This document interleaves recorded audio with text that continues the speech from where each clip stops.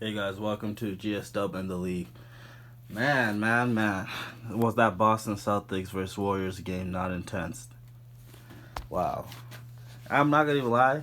Like, this is the reason why I never was seriously panicking about the Warriors because I knew, like, they just need time figured out because they got a couple new players and what's it called, the young players needed to play more. Like, Steve Kerr, like I said, like, give them chances to make mistakes and let them play, right? On the fly, right? That's how they get better.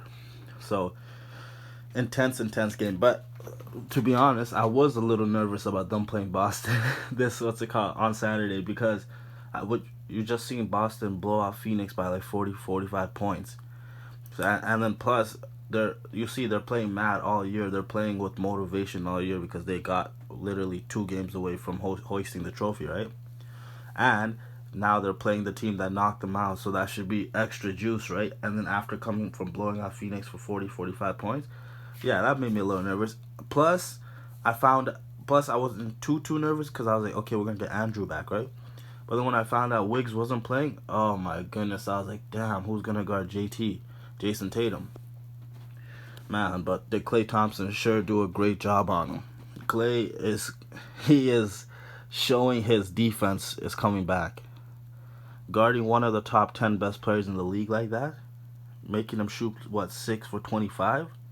Man, what a defensive performance. And then on the other hand, he gave you 34 points. And Klay is never shy. He's always known for letting him go. He what like 26 shots to go to. Man, what he had I think seven, no maybe six, 7 or 8 threes. But man, he had some big shots. He got us started. He got us off gunning quick right out the gate. Made us have a strong push and push the Celtics on their heel. Like we gave them a punch and they weren't expecting us to come out that fast, right? You got Jordan Poole exploding too, like playing good. He put up 20, 21 points, so he gave us a really good boost. Because Andrew's not there, so everyone, Klay and Poole especially, got to step up. Steph gonna do his job. Got that. Then J.K. coming off the bench, guarding Jason Tatum, guarding Jaylen Brown. And this is why, like, the Celtics are looking much better than they were even last year. This year they're looking like the best team. But this is what gave me confidence that the Warriors can beat them if they play again. Cause think about it, we've seen Andrew Wiggs is one of the best two-way defenders in the two-way players in the league, and he's one of the best defenders for sure, perimeter defenders in the league. Okay, and he should be an All NBA on all one of the All NBA defensive teams this year. We've seen what he did to Tatum last year in the finals. We've seen what he did to Luka. Like Wiggs is that elite on defense, and then so I'm thinking about the matchups, right? I say okay, Wiggs on Tatum, right, and then Thompson on Brown, and Klay's defense is starting to pick up. So if you watch the finals last year in the last I want to say the last 2 3 games, like especially last 2 games, he really settled down and like Jalen went off from one of those last 2 games. I believe he put up 30 or something, but Klay really put the clamps on him. But you can see Klay made everything hard on him and made him second guess and all that, and know that this is not going to be easy. Even though I'm coming off of major injuries, I'm still going to give you everything you're asking for, and that's what he did exactly. And so I'm saying Klay will be on Jaylen Brown because he's got another year under his belt to defend the high level players around the league for 82 games, and so he's just gonna get better and better and better until the playoffs reaches. He'll be peak, like he's peaking right now as we speak. Defense, offensively, he's sharp. His legs are under him. So we got Wiggs on Jason Tatum to start. Then we got Klay on Jaylen Brown. Then what I'm thinking is if they're on the bench, Kuminga can guard Tatum.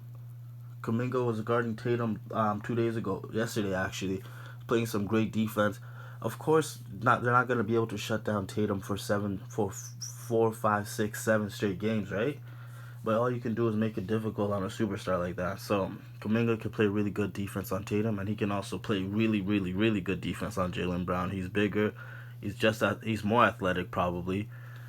He's more athletic than both of them, so he can stay right there and contest them and all that. But I believe, yeah, Kuminga, like if Wiggs and Thompson and Klay are out, then I believe Kuminga can play defense on Tatum until they're back in, but I believe he can play really good defense on Tatum. And then I believe Moody, when he gets more and more chance, trust me, he can defend, he can shoot, and do a lot. He can defend Jaylen Brown.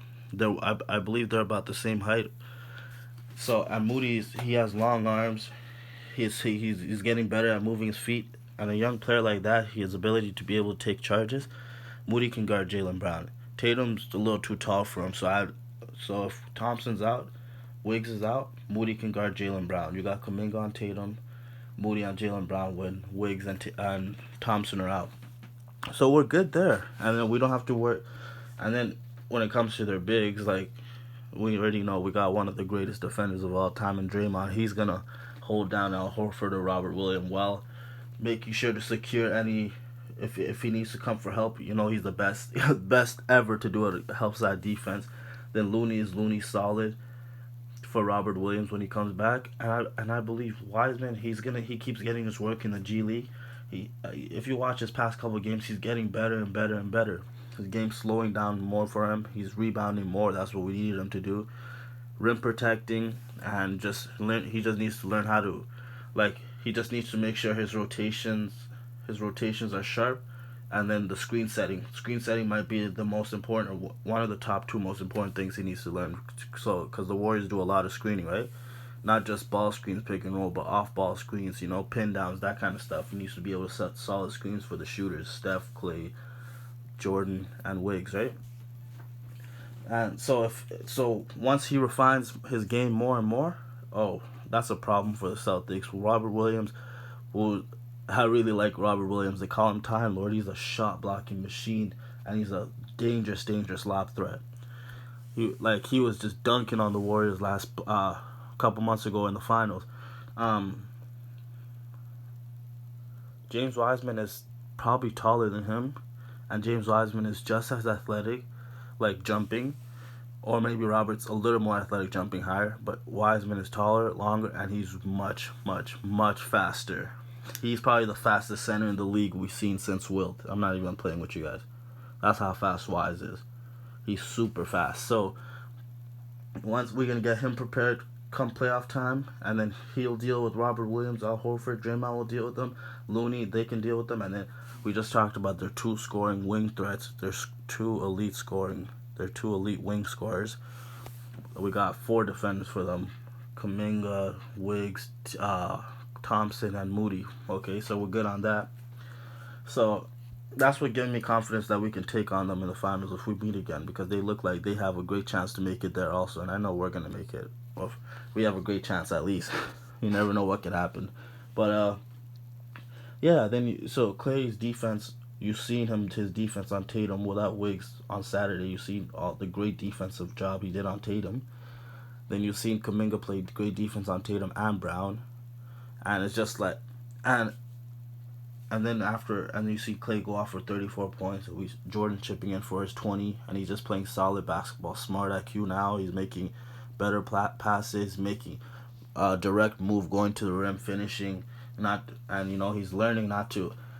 He's still a young player, so he's still gonna have his times where he's over dribbling, trying to be all saucy and stuff, and it's fine. But he just can't. He gotta know every possession counts in the league, especially big games like that. Every possession counts, so he gotta know when to do it, and just not do it as much. Okay, don't dribble as much. Just make the right play, get the basket, get back on defense, play solid, get stops, get out and run, transition. That's our game. That's Warriors basketball right there. And then, so you see that Looney, great defense. He got what, 10 plus rebounds or 16? I believe he got 15 or 16 rebounds that game actually. 10 points. Looney's been solid all year. He's been solid. He's been super solid from last year, the full year, and then the playoffs he ticked his game up a notch and just was really great. And then this year the same way, rebounding. He's last year, the years before last year, especially the years before last year, Looney, you would barely see Looney get 8-10 points. He'd only have 4 points a lot of the games, maybe 6.